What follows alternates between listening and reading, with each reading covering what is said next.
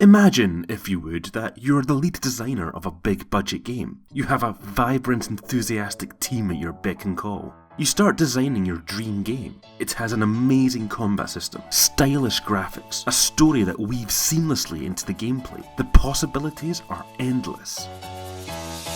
Now, what's the last thing you want to think about during this exciting time? Well, I can think of a few things, but somewhere near the top of that list must be loading screens. No one likes loading screens. No one likes to even think about them. All a loading screen has to have is some form of movement, right? Just to let the player know that the game hasn't crashed. Whether it's a ring, some spinning icon, or this thing from Sunset Overdrive.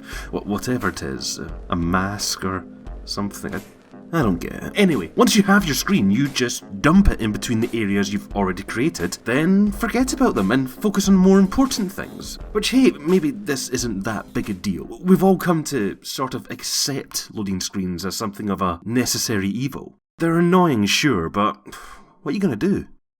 Well, I think that loading screens deserve a bit more thought than that, as a poorly placed one can really bog down a game.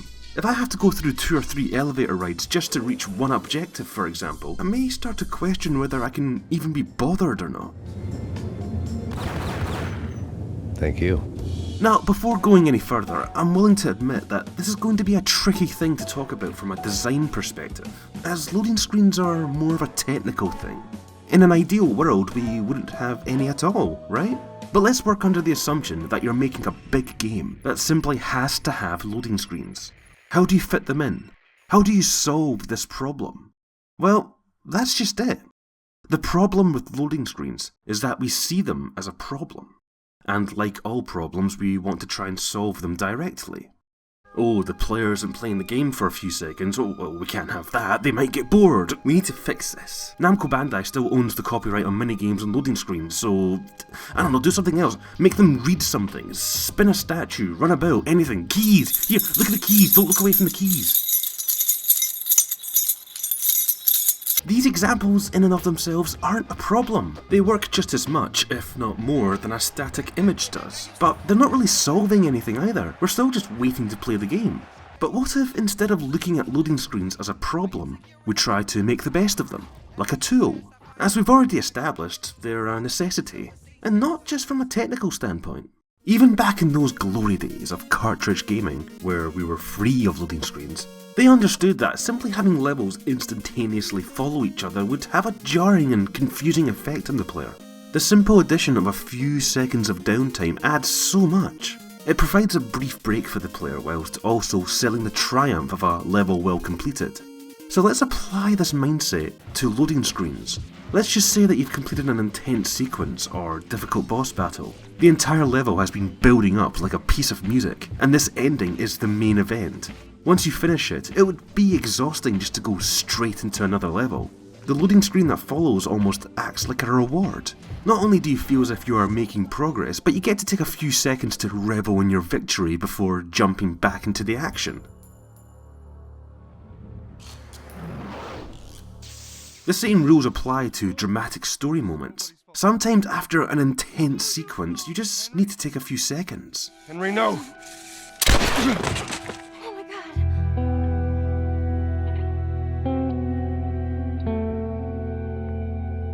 Or even a few months.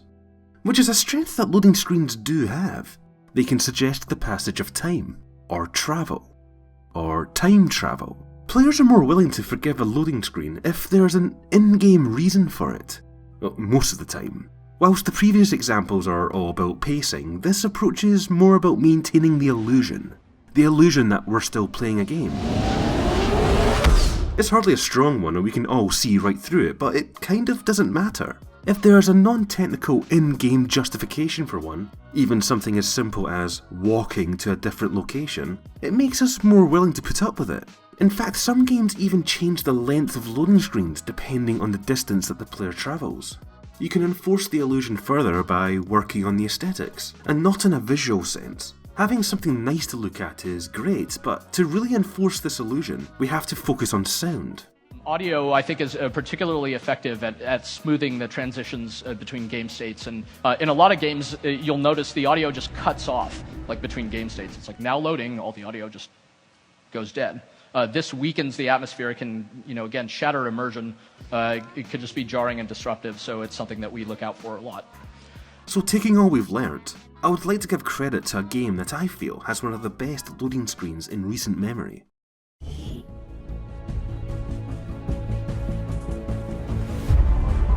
In XCOM 2, you're just hanging about your base, doing your thing, when suddenly, it's time to fight some aliens. The music kicks in.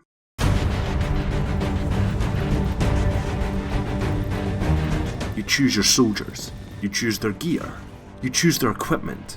You know how unforgiving this game can be, so every choice matters. Once you're ready, you set off.